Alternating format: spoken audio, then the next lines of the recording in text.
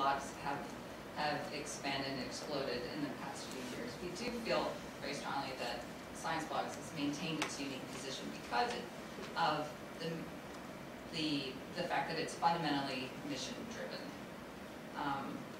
You know, we pick the best content, but it's not just about the content. It's not just about the good bloggers. The bloggers are what fuels it, but it's also the community and the participants and the commenters. We see people coming in and jumping from blog to blog. I don't know if they jump to competing or opposing view blogs, like the political ones do not, but we do see that cross-pollination because of it's a platform of 150 blogs altogether. And we see people developing a sense of rapport with other bloggers and other commenters. And if you spend some time, you can see people, you know, it's like eavesdropping on a continuing conversation between friends sometimes. We are focused on, like I said, on diversity. 150 blogs across the spectrum of science.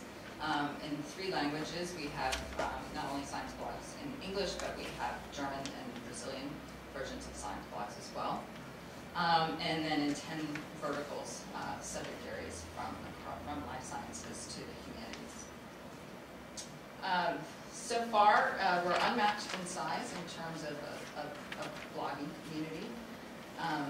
And the increase in the traffic increases the inspiration for the bloggers, which continues to fuel additional bloggers and new traffic and new commenting. So altogether, it's this beautiful ecosystem that is growing organically. We've got a global readership. We've got readers in over 60 countries, and as I mentioned, Germany and Brazil as well. And pretty massive reach, which has recently been increased by another 10 million readers through our partnership with National Geographic. And we are continuing to look at ways of how we can integrate the National Geographic audience more with the ScienceBlogs audience. But also from a company point of view, it's also inspired us to learn from what's happening in blogs and to look for what are the next things that we can do in this space. So from ScienceBlogs, we came up with the idea for researchblogging.org, which is an aggregating and syndication service for bloggers who post specifically about peer-reviewed research articles. So separate from the ScienceBlogs community, we have another community of 1,200 bloggers who are posting about papers. And we give them the tools to tag their posts and so that they can be brought together, aggregated, and then fed out to another 3 million readers who are interested in peer-reviewed research. So, and we're continuing to look more at that. How can we develop it? What are the tools not only for the bloggers, for the scientific community, but also this ties into peer-reviewed literature, publishing, and things like that. So as we look at the intersections between blogging and science and primary peer-reviewed literature, we can start to make some more connections and look at how things are evolving. And that sums it up, and the experiment continues.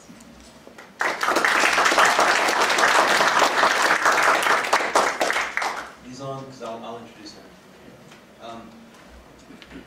Thank you, Joy. Henry Donahue is next, and he's the CEO of Discover Media and the publisher of Discover Magazine and DiscoverMagazine.com. And prior to leading Discover, he was the Group CFO of Prime Media Lifestyle Magazine Group, 30-plus magazine division, which included the company's soap opera, crafts, voting, equine, and history titles. Shortly after business school, he was also a key member of the team at LendingTree.com that brought the company public and helped create the tagline, "When banks compete, you win," which I've heard.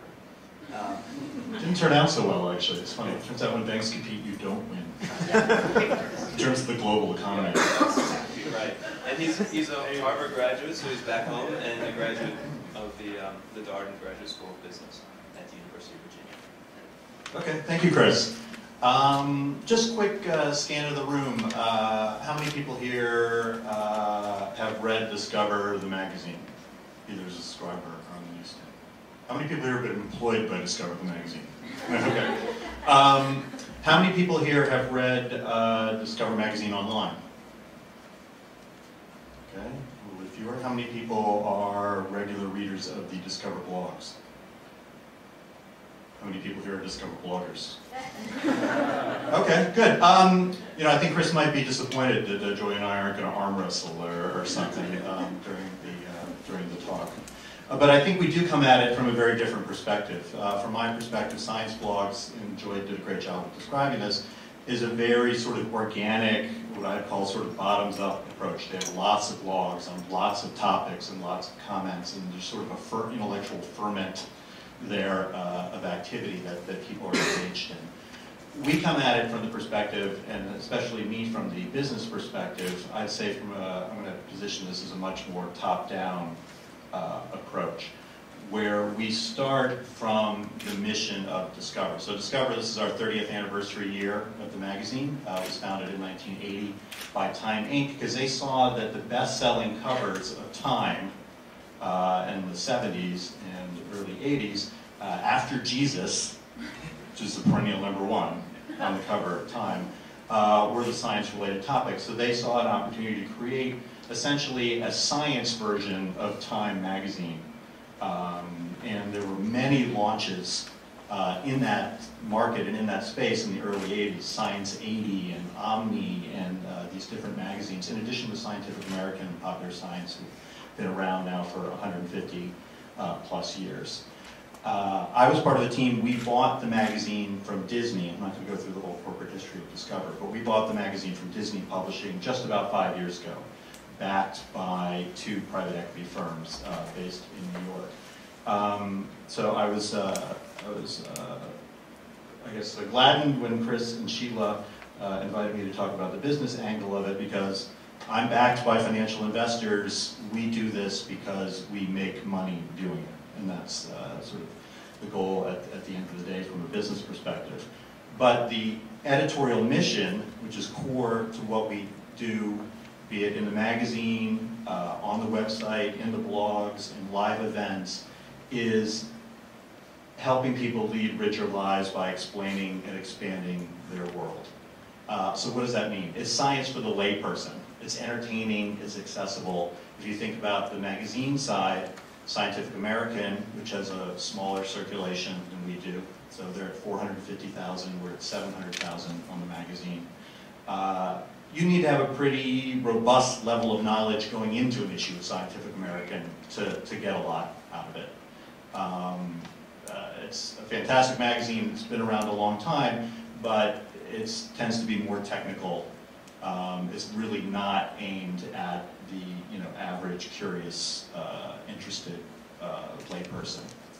On the other side of the spectrum, you think about popular science, popular mechanics. On the media landscape, those are really men's lifestyle magazines. Their audience is over 1 million. It's 90% male. Popular Science's internal tagline is fast, hard, shiny things that can kill you. And that's true. That's true. So if you read Popular, and that works for them. It's about military technology. It's about cars and trucks. It's about gadgets. And so Discover, I think, fills a unique space in that media landscape, which is helping people lead richer, fuller lives by expanding their world. Our point is, amazing things are going on all around you all the time. And the more that we tune you into those things, the richer, fuller life you lead. And it's interesting listening to Joy talk about the breadth of ScienceBlogs. For us at Discover, we're really, at the end of the day, focused on a pretty narrow list of 7 or 8 science topics. And those are topics that do well on the newsstand, that drive page views, that we get reader mail about, that our subscriber studies tell us that people want to read about. And if you look at the website, it's very tiny on the screenshot here, but if you go to the site, those are the channels that are across the top of the site.